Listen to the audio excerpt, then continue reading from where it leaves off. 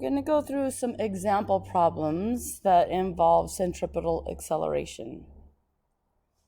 So this is our first one. We have a car driving over the top of a hill.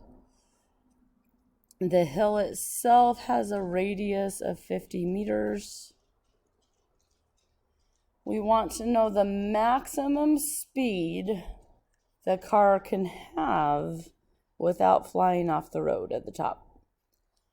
So as the car is approaching the top, it's driving fast enough, the wheels will actually leave the ground. So to look at the maximum speed, the speed's going to be related to the centripetal acceleration. Because the car is moving through a portion of a circle, some sort of circular path, because it is changing direction, it has a centripetal acceleration.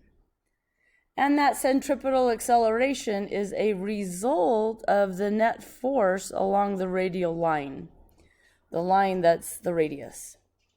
So we do want to draw the free body diagram.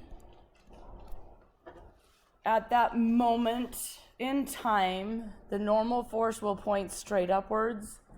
The force of gravity, of course, points straight downwards. There could be some friction. In fact, there's probably some rolling friction if the tires are in contact with the ground. But really, to relate to the speed, we only need to worry about this radial direction that points towards the center of the circle. So we can say the net force in that radial direction is equal to the mass of the car times the centripetal acceleration. I do know this centripetal acceleration points downwards. I typically choose towards the center of the circle to be the positive direction. mg is towards the center of the circle. The normal force is outwards, opposite.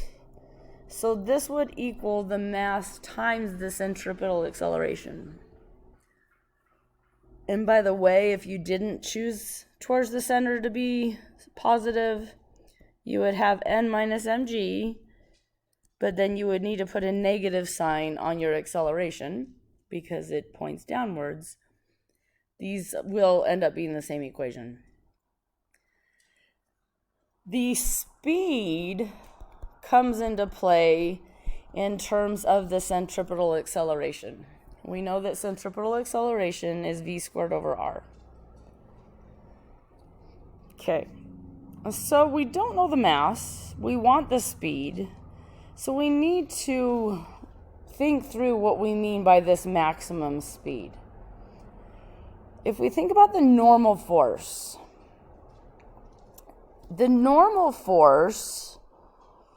will equal mg minus mv squared over r. So if the car was stationary, just parked at the top of the hill or stopped at the top of the hill, the normal force would equal mg. But if the car is driving over the top of the hill, it has a speed. As v gets bigger, the normal force we would calculate would get smaller. The normal force is going to get smaller and smaller with bigger and bigger speeds. When we talk about the maximum speed the car can have without actually flying off the road, we mean the moment or the point at which the normal force is equal to 0.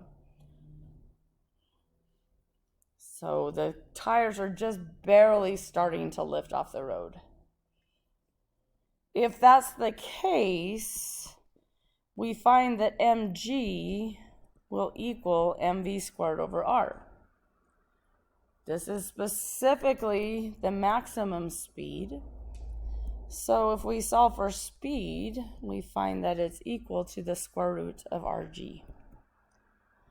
R being the radius of the circular path, or at least the If it were a whole circle, the radius it would have. G, of course, we know is 9.8. So plugging this in,